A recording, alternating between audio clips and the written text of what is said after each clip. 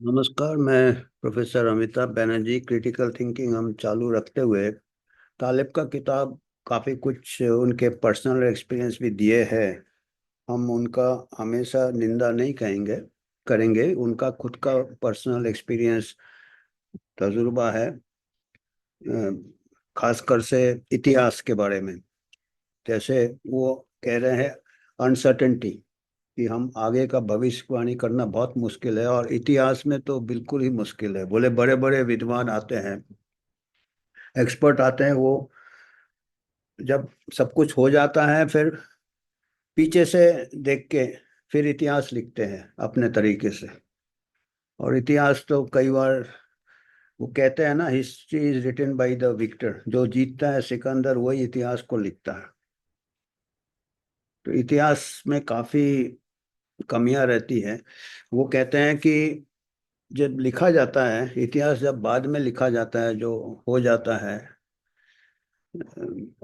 Events हो जाते हैं, तो वो एक स्मूथली लिखा जाता है कि जैसे कि पहले से सबको पता था ऐसा होगा ऐसा होता। वो मतलब जो कॉम्प्लेक्सिटीज रहते हैं, सोसाइटी के कॉम्प्लेक्सिटीज, लड़ाई कैसे चालू हो जाता है, पहले से कोई प्रिडिक्ट नहीं कर सकता है।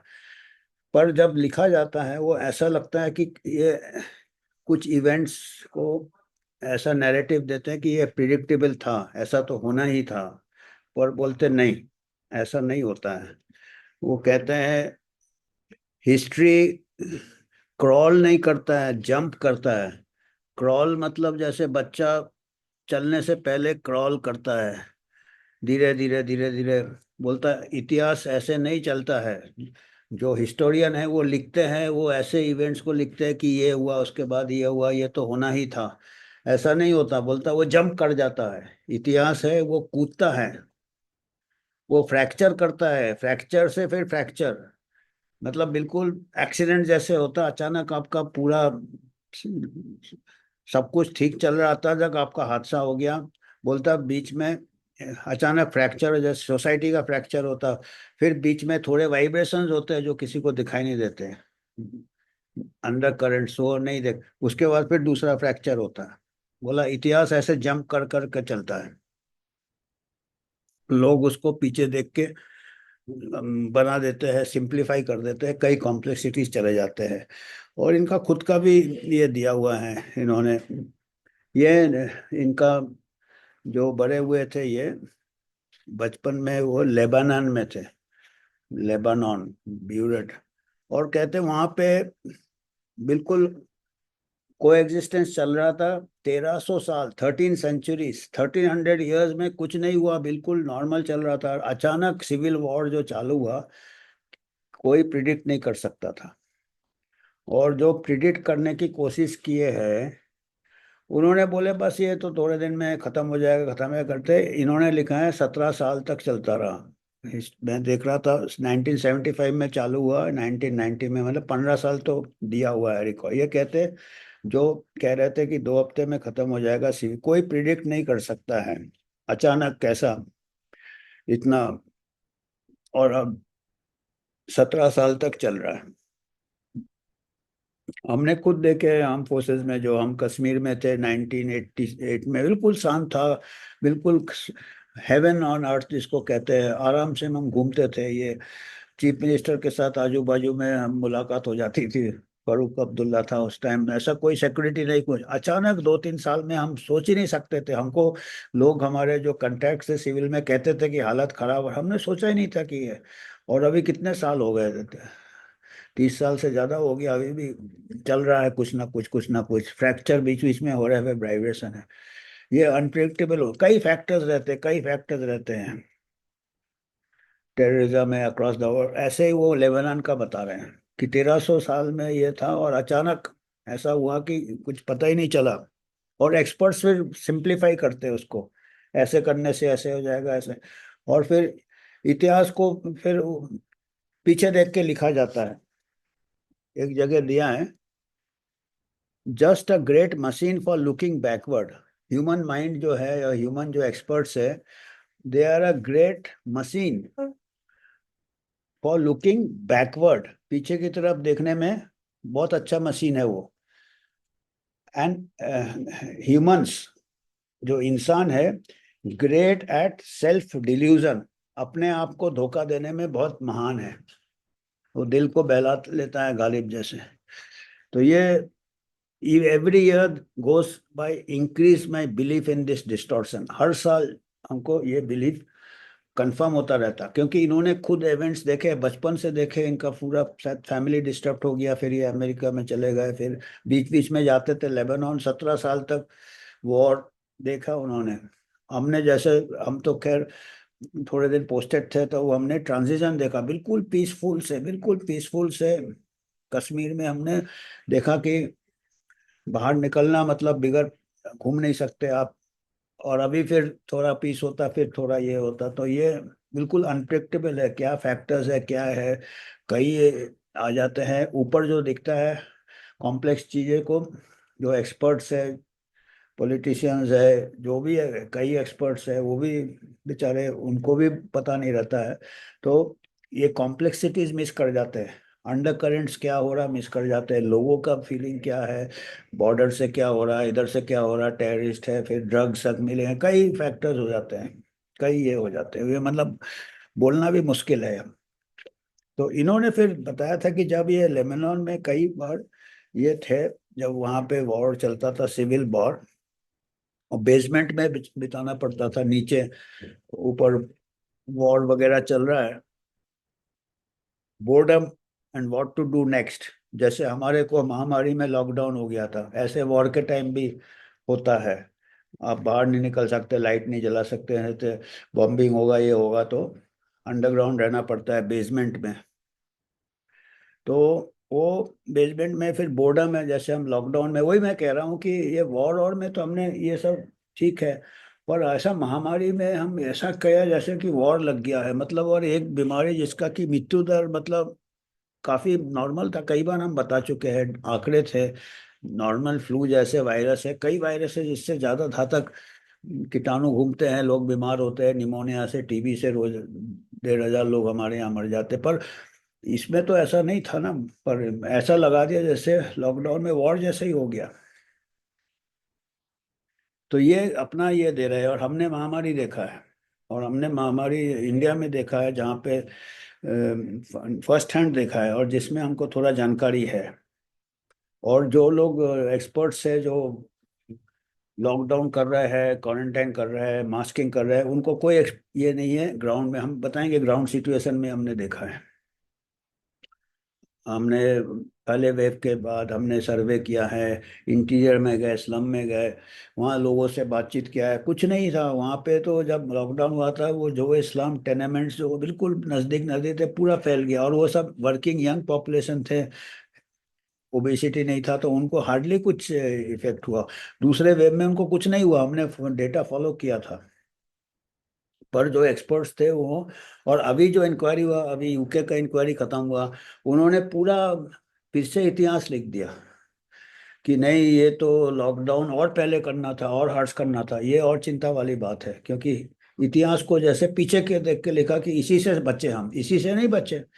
वो तो रायता पूरी तरह फैल गया था, चाइना से चांदनी चौक तक वायरस पहुंच गया। अभी काय का लॉकडाउन, काय का मास्क, आपने ऊपर से इकोनॉमिक लॉस हो गया, लोगों की नौकरी चले गई, स्कूल चले गए, पर इतिहास लिखा जा रहा है। अभी मैं देख रहा हूँ महामारी के भी अभी इतिहास लिखा जा रहा है, जैसे लड़ाई का इतिहास लिखा रहा है। तो ये इन्होंने कहा, जब ये थे लेबनान में, तो वो उसके टाइम उनके हाथ में एक किताब आ गया था, जो कोई जर्नलिस्ट ने लिखा था, सेकेंड वर्ल्ड वॉर के पहले। वो डायरी लिखा था, diaries, William Shirer, Berlin diary, the journal of foreign correspondent, 1934 1941। 1934 1941 के जो डायरी लिखे थे, वॉर कॉरेस्पॉन्डेंट। और वो उन्होंने वो दूसरा भी किताब लिखा था, एक और, rise and fall of the third री, बड़ा फेमस किताब है। तो इन्होंने कहना है कि ये जो जर्नल था, जर्नल यानी एक प्रकार से डायरी था, जो डायरी था वो जैसे जैसे इवेंट हो रहे थे वैसे वैसे लिखे थे।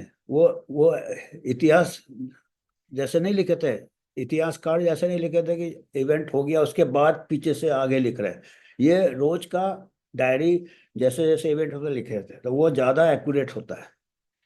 जैसे हुआ वो वैसा लिखे, क्योंकि बाद में तो सभी एक्सपर्ट बन जाते हैं। अपना जो इवेंट आपको रिजल्ट मालूम हो गया, जैसे आपका कोई मिस्ट्री स्टोरी का एंड मालूम हो गया, किसने मर्डर किया, आप फिर वो जमा लो, उसके स्टोरी बना लो कैसे क्या हुआ। पर ये पहले लिखे थे ना, डायरी लिखे थे, तो डायरी पढ़ा उन्होंने। तो जर्नल ऑफर्ड में बहुत अच्छा ये था उनको, इंसाइट मिला। और उसमें कोई ने नहीं प्रिडिक्ट किया था 1934 41 में कि हिटलर इतना बड़ा पावर बन जाएगा, इतना बड़ा इम्पैक्ट बन जाएगा। वो सोचा थोड़े दिन के लिए आया हिटलर है, वो डायरी में लिखा है कि उसको कोई सीरियसली लिया ही नहीं था। पर इतिहास में दिखाता है कि ये बिल्कुल जो थ्योरी है ये कहता है कि जो लेबनान में जो ये ये तो 1934 में 41 19 फर्स्ट सेकेंड वर्ल्ड वॉर के पहले का डायरी पढ़ा था इन्होंने। और इन्हें खुद महसूस कर रहे थे लेबनान का इवेंट 1975 में। ये यंग थे, शायद 16 17 18 साल के थे ये तालिब। उनका वो लेबनान से है ओरिजिनली वो, बाद में अमेरिका में शायद अभी अमेरिकन सिटीजन होंगे। तो वो कहते हैं कि उनको ज्यादा समझ नहीं आया डायरी पर, यह समझ में आया कि history had some logic and that things developed through contradiction in a way that elevated mankind higher from that kind of thing. This sounded वो थियोरी मतलब, और प्रैक्टिकल में इतना फर्क है कि कुछ चीज प्रिडिक्टेबल नहीं है। डायरी जब देखा, और जो हिस्टोरियन लिखते हैं हिटलर को पहले से ही बड़ा बना देते हैं, बस वो जब डायरी जिसने लिखा उसका कोई पता चला हिटलर इतना कोई सीरियस, किसी ने उनको सीरियसली लिया ही नहीं था कि हिटलर ऐसा हिटलर बन जाएगा।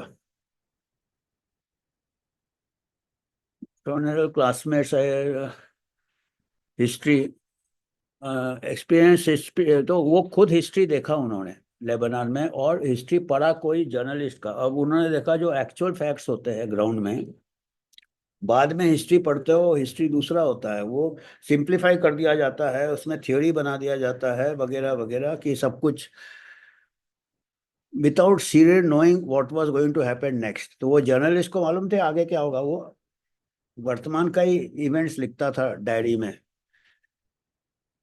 Some comments here and there were quite illuminating, particularly those concerning the French belief. French क्या सोचते थे, Hitler was a transitory phenomena, कि ये हिटलर खाली 2 दिन के लिए है, इसका कोई ज्यादा ये नहीं करेगा। Which explain the lack of preparation, और प्रिपरेशन नहीं किया, एंड रैपिड कैपिटुलेशन। तो फ्रेंच तो वो एक ब्लैक सॉन इवेंट हो गया, जो कि अनसर्टेन थे, आगे का कोई भविष्यवाणी नहीं कर पाया। तो ऐसे बोलता है हिस्ट्री, ऐसे जंप करता है, ऐसे धीरे धीरे नहीं चलता है, अचानक कुछ इवेंट होता है। जैसे लेबनान का ही कह रहे हैं, 1300 साल कुछ नहीं हुआ, बिल्कुल शांति से लोग रह रहे थे, अलग अलग रिलीजियस बिलीफ के लोग, और सडनली सिविल वॉर चालू हो गया, कई फैक्टर्स आ गए उससे, और वो 17 साल तक सिविल वॉर चलता रहा। तो मेमोरी बोलता है कि हमारा मेमोरी बहुत अनस्टेबल रहता है, हमारा याददाश्त, पर वो डायरी जो रहता है वो बिल्कुल करेक्ट फैक्ट्स रहता है।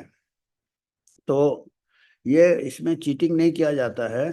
और कहते हैं कि फिर भी ये किताब भी जो उन्हें लिखे थे, कोई एडिटर को दिया था, ये जो जर्नलिस्ट ने अपनी डायरी, उन्होंने भी थोड़ा उसको साफ कर दिया, बोला एक्चुअल एक्चुअल डायरी शायद और ये होगा, जो कि हम कुछ नहीं आगे का बता सकते हैं।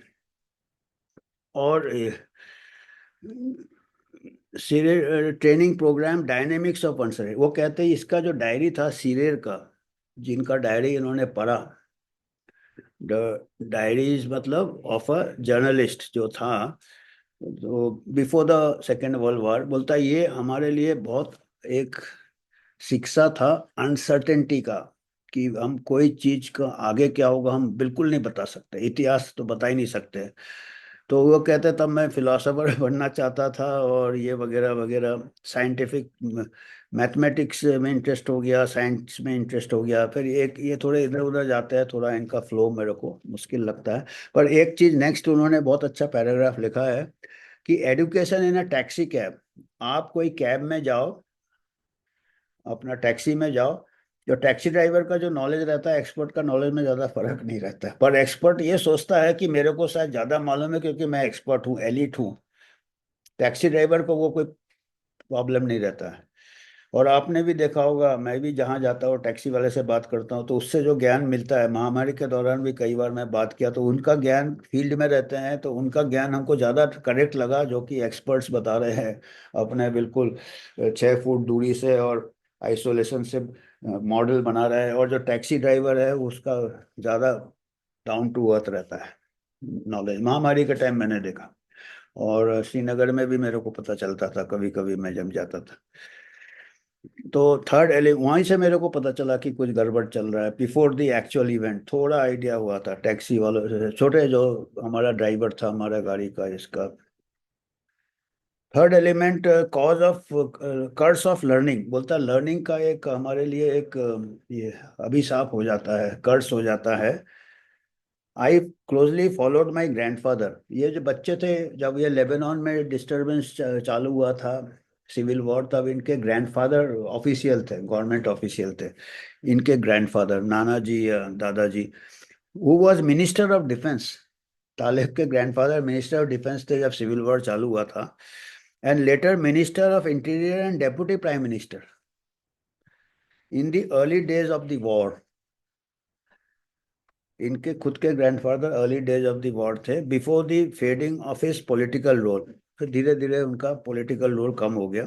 इन स्पाइट ऑफ हिज पोजीशन, इतना हाई पोजीशन में गवर्नमेंट में रह के भी, he did not seem to know what was going to happen any more than did his driver Michelle.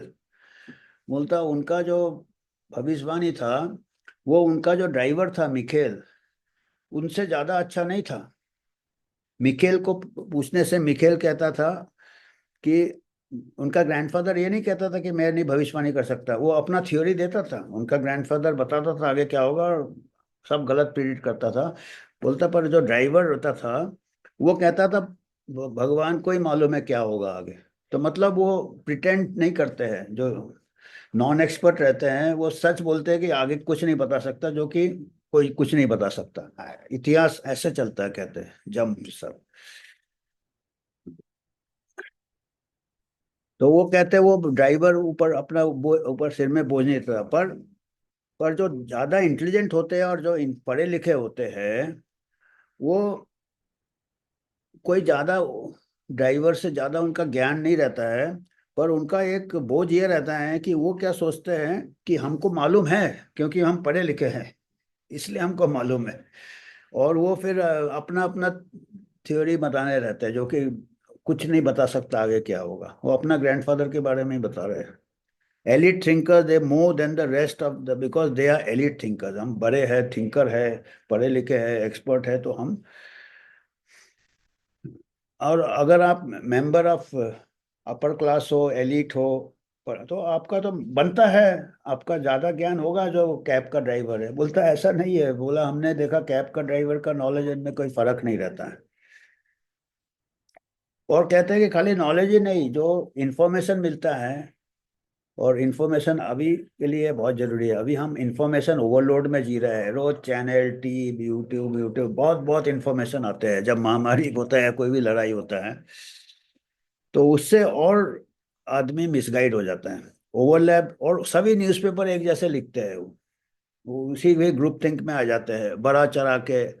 और जितना ज्यादा आप न्यूज़ सुनोगे, न्यूज़पेपर पढ़ोगे, उतना कम आपको कुछ समझ में आता हो क्या रहा है, ये कहते हैं। और पर हर कोई चाहता है कि उसका अप टू डेट रहे, और सब कुछ सुनेंगे, रेडियो पढ़ेंगे, एंड वो जैसे कि आंसर अगले न्यूज़ बुलेटिन में आंसर मिल जाएगा जैसे उनको। People become encyclopedias who had met with whom and which politician said to which other and with what sort of voice was he more। तो बोलते हैं वो encyclopedia थे लोग, इतना इंफॉर्मेशन आ जाता पर कुछ नहीं प्रिडिक्ट होता आगे क्या होगा, क्लस्टर हो जाता। तो ये बता रहे हैं कि ये, तो ये मैं देख रहा था कि ऐसे ही चीज लड़ाई में कुछ बता नहीं सकते, महामारी में भी कुछ बता नहीं सकते हैं। पर महामारी में एक चीज हमने देखा कि जो साइंस है, देखिए, वॉर है, पॉलिटिक्स है, वो ज्यादा कॉम्प्लेक्स है, क्योंकि ह्यूमन बिहेवियर, लीडर के सिर के अंदर क्या हो रहा है वो हम नहीं बता सकते। पर बायोलॉजिकल सिस्टम्स है, साइंस है, बायोलॉजी है, उसमें हमारा काफ़ी शोध है, काफ़ी बॉडी ऑफ नॉलेज है। और जैसे इन्होंने लिखा, कोई जर्नलिस्ट का डायरी लिखा है, हमको भी अवसर मिला था जब महामारी चालू हुआ था 2020 के बाद, शायद मई जून महीने से। तो मेरे जो ये किताब लिखा है, ये कोविड पैंडेमिक, ये एक्चुअली किताब नहीं है, ये भी एक प्रकार का डायरी था। ये कलेक्शन ऑफ कॉलम्स थे। नेशनल हेराल्ड ने हमको असाइनमेंट दिया था कि वीकली कॉलम महामारी का ऊपर, क्या क्या महामारी में इवेंट हो रहे हैं उसके ऊपर अपना टिप्पणी करके। तो हमने कॉलम्स लिखे थे करीब 2020, 21, 22, 2-3 साल कॉलम्स लिखे थे। उनमें से कुछ कॉलम्स हमने उनसे परमिशन लेके कोविड-19 पैंडेमिक थर्ड आई, तो ये हमने अभी जो इंक्वायरी हुआ, यूके में इंक्वायरी हुआ, इसमें अभी आफ्टर द इवेंट इंक्वायरी हो रहा। अभी जितने एक्सपर्ट्स हैं उसको सब, उसको सिंप्लीफाई करके लिख रहे हैं। और हमने जब लिखा था ये कॉलम्स हमारे, आप नेशनल हेराल्ड में पूरे कॉलम्स देख सकते हैं, पूरे थोड़े बहुत छूट जाते हैं उनमें भी। नेशनल हेराल्ड और अमिताभ बनर्जी करेंगे तो उनके वो 2 लिंक आते हैं, उसमें मेरे पूरे कॉलम्स आते हैं डेट वाइज। जैसे जैसे महामारी चला वैसे वैसे मेरे कॉलम्स है।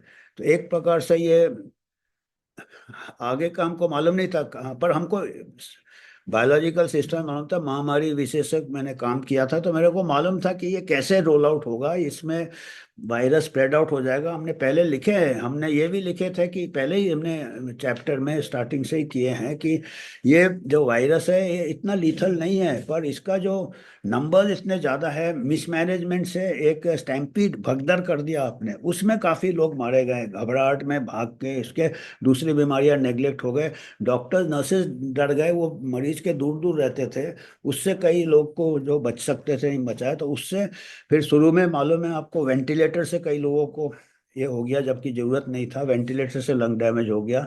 अमेरिका से जो चालू होता सब जगह वो चालू हो जाता, क्योंकि वहां पे फिर कॉन्फ्लिक्ट ऑफ इंटरेस्ट आ गया, हॉस्पिटल्स को वेंटिलेटर में डालने से ज्यादा पैसा मिलता था गवर्नमेंट से, कोविड डायग्नोसिस करने से ज्यादा पैसा मिलता था, क्योंकि सब डर डर के काम चल रहा था।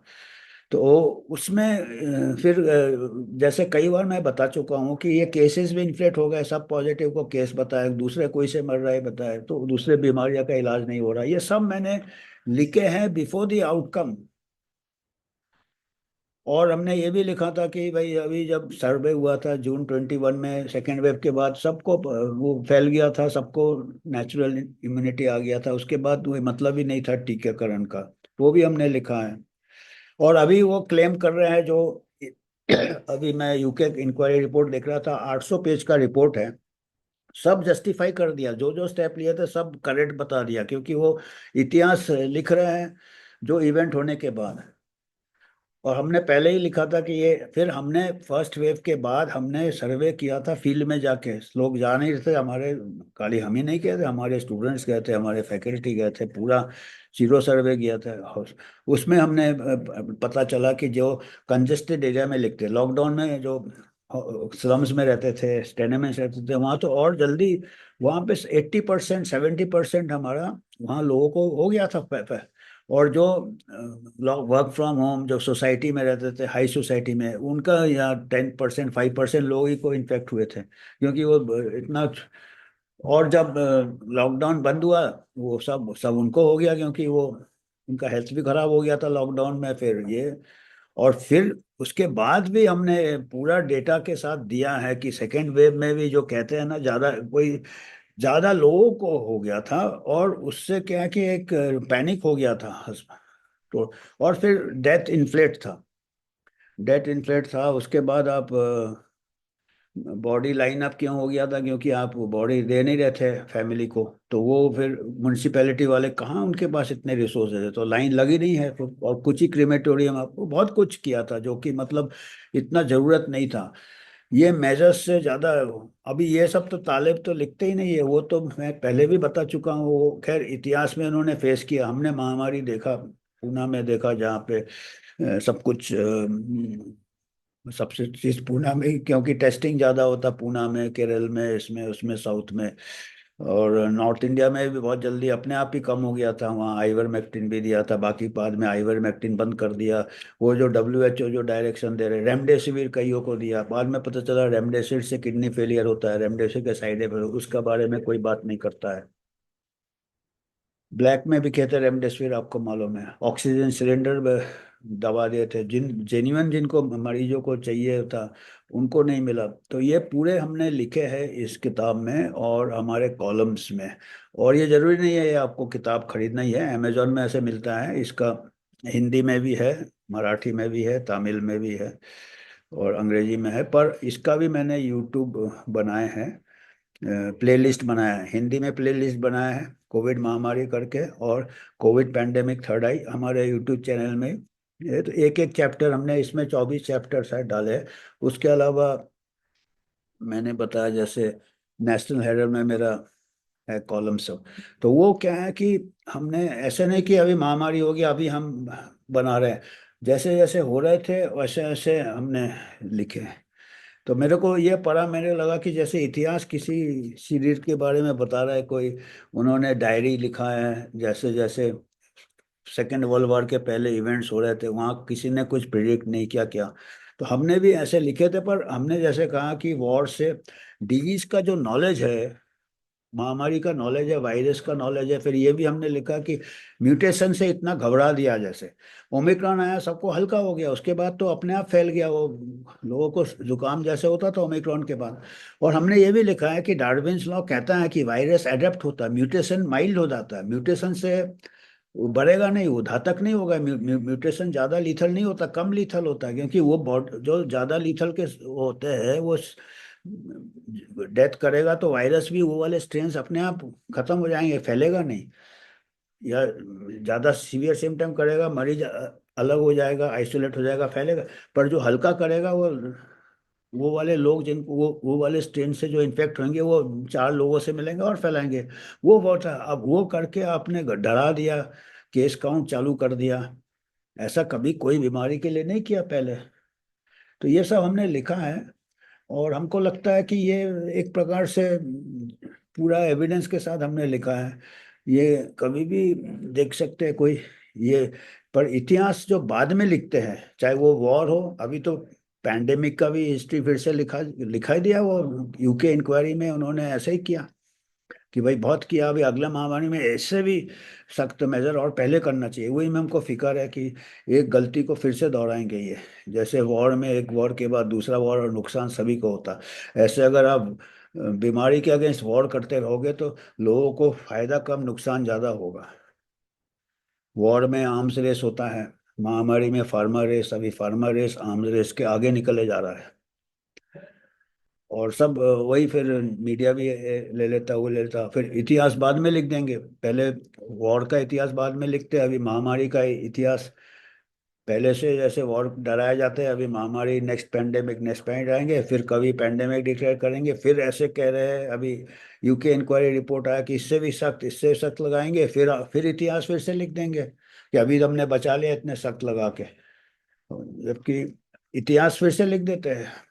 अभी तो सब चीज का इतिहास फिर से लिखा जा रहा है, ताजमहल का भी फिर से लिखा जा रहा है, इतिहास पिक्चर भी बन गया है, काल्पनिक है कहते हैं, पर आप हिंट तो दे रहे हैं कि इसका भी इतिहास फिर से लिखा जाए। तो यही मेरा कहना था कि इन्होंने तो अच्छा लिखा है अपना तजुर्बे पे, पर महामारी में जैसे वो तो खैर है नहीं, महामारी डॉक्टर भी नहीं है, महामारी वैज्ञानिक भी नहीं है, पर हमने, महामारी वैज्ञानिक था मैं, अभी भी मैं एनालाइज करता हूँ, इसके दौरान पूरा एनालाइज किया है डेटा पॉपुलेशन लेवल में, और उससे मैंने, यूट्यूब मेरे चैनल है वो देख सकते हैं जिनको। तो आज हमको इतना ही बताना था, क्योंकि मैं ये कहा कि क्रिटिकल थिंकिंग अगर हम खाली इसी किताब में हम तो वो करेंगे जो हमारे लिए लागू होता है, वही प्रिंसिपल जो ये बता रहे वॉर में, वही महामारी भी वॉर वॉर करते हो, तो वो भी एक ह्यूमन अफेयर है, वो भी एक इतिहास है। तो हमने सोचा कि हम अपने इसमें अडेप्ट करेंगे। तो आज हमको इतना ही बात करना था, धन्यवाद।